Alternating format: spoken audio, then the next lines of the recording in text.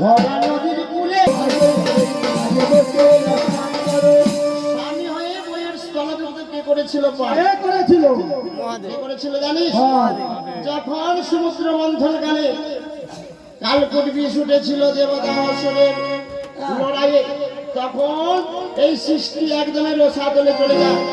তাই বাবা ভোলানাথ কি করলেন? বিষকে নিজে কণ্ঠে ধারণ করেছিলেন।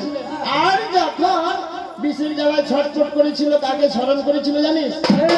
ওগো কোথায় আছো মহামায়া, রক্ষা করো মোরে, রক্ষা করো মোরে, কোথায় আছো মহামায়া, রক্ষা করো মোরে, রক্ষা করো মোরে।